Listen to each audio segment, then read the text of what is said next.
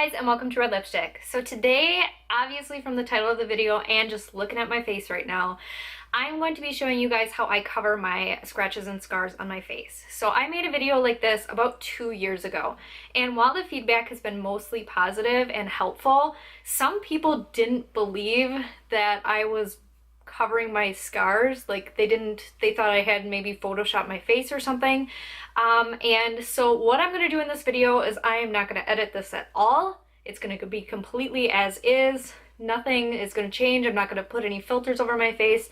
You're going to see me in real time covering these scars. So just to point these out, the last time I did this video, I covered a scratch on my face, which I got from being clumsy. These unfortunately are scarring from cyst removal. So I talk about this a lot. I get cysts on my face that just kind of sit under the skin, and these are cysts that have been removed. So I actually have kind of a microdermabrasion right here and here. So, but yeah, the cyst came out, and now I have these ugly kind of like burn marks / scars that need to be covered. So I'm going to show you how I do this in real time, so nobody has any questions that I am photoshopping or adding any weird effects to my videos. You'll see the real thing. So let's get on into it. So before I even think about applying any sort of makeup to my face, I make sure I do my skincare, and that includes exfoliating the skin with, like, I usually use like a sugar scrub, so definitely try one of those. So you definitely want to exfoliate if you're covering anything with any type of like dry or dead skin around it, kind of like a scratch or abrasion type of thing. Definitely exfoliate around there, get rid of all the dry skin. This looks pretty dry, but it's the best I can do because it's a pretty fresh abrasion. After exfoliating, make sure you moisturize your skin with your regular moisturizer. My face is fully prepped at this point, and we can go on to the next step. So if you would like some extra added moisture, definitely use a hydrating primer or a primer spray.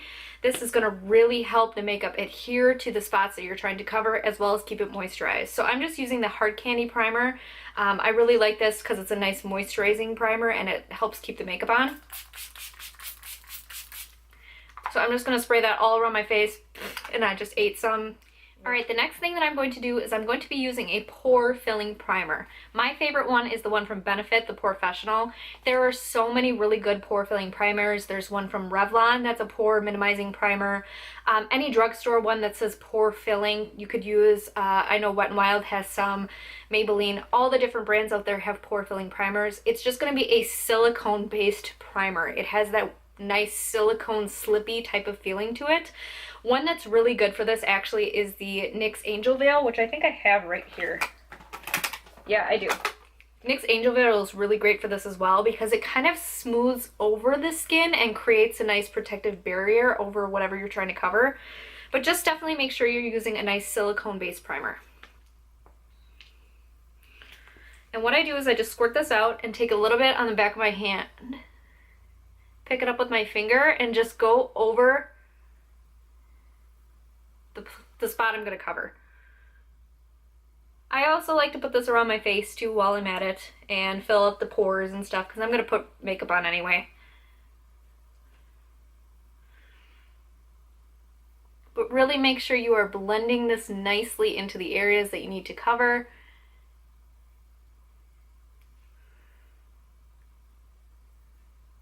Especially if you have a scratch, you really want to fill up that divot that the scratch makes with a silicone.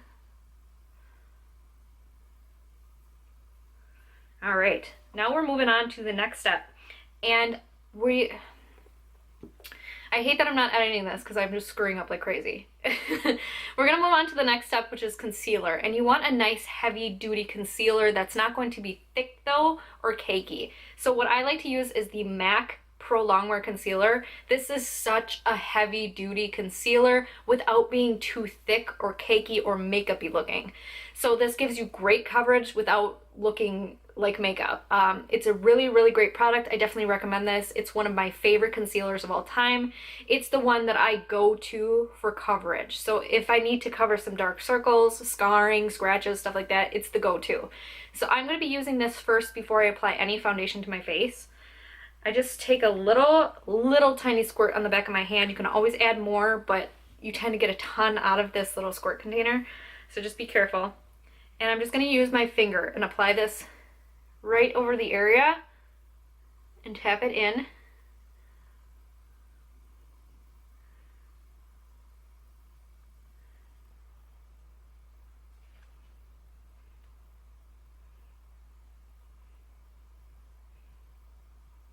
And then if you want to, you can use a beauty blender to dab it in, because that really helps to get it in those little crevices.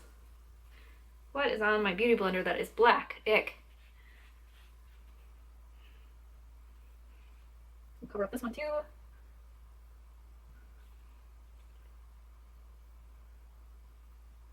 Now don't worry about it being completely covered at this point. What we're trying to do is we're working in nice light layers so that the makeup doesn't go on heavy and cakey, so it definitely looks like you covered up something. We're going to keep it light so it stays natural looking and like your face is flawless, like you're not actually trying to hide scratches and scars. So next what I'm going to do is I'm going to go in with my foundation, and today I'm just using my ordinary Serum foundation. This is actually a lightweight Serum formula of a foundation. It is not heavy duty coverage. You do not need to go high, heavy coverage with this. In my last video that I did, I went heavy duty coverage. You don't have to, you really don't. So you can go with a nice, light, normal coverage foundation that you would use for everyday use, and just go ahead and apply that all around your entire face and over the concealed area.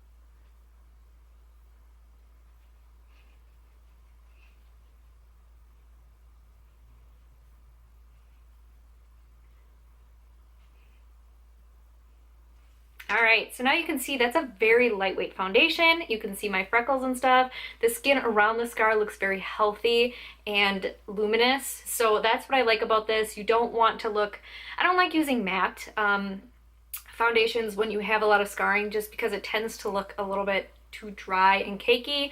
You want to keep a nice, healthy, natural glow to your face. So that's why I like using the Serum concealer.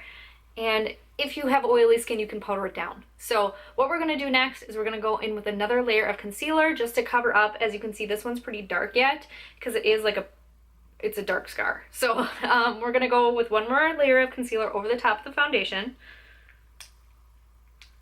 And again, we're keeping the layers very, very light.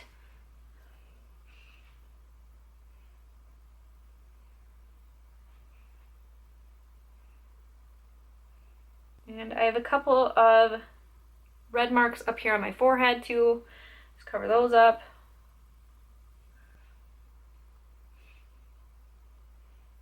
Lightly blend that in.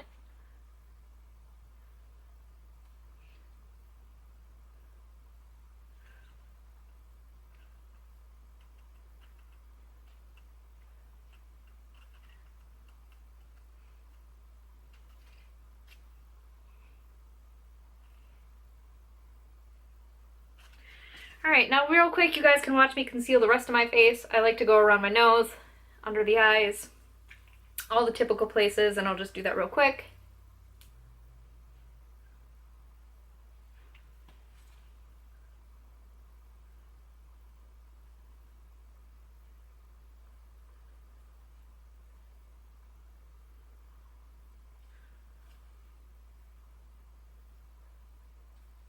And if you're finding any areas of your face, like if you have a really bad scar, just keep building up in light layers over that area.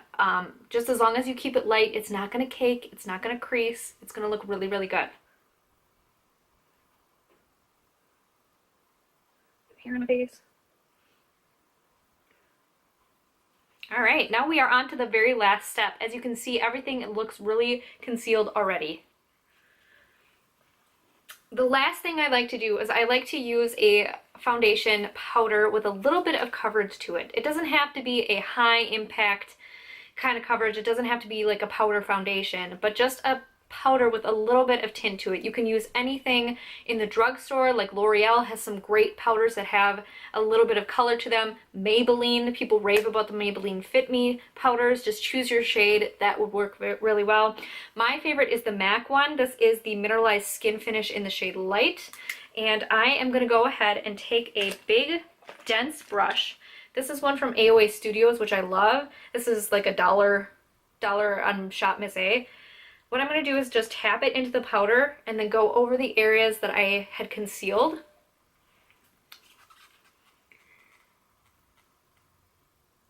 Because that is going to lock all of this into place and also add a little bit of coverage if you have extra redness.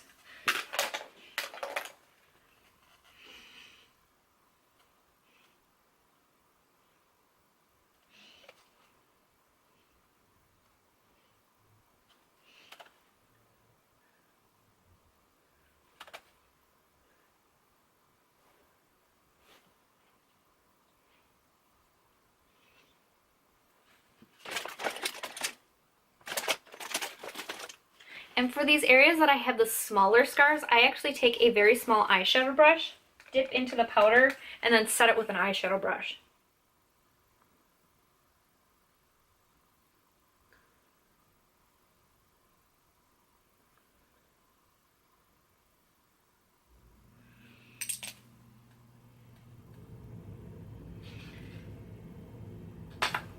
Alright, and there you have it, guys. You can see my face is totally concealed from the scarring. You don't see those red marks anymore.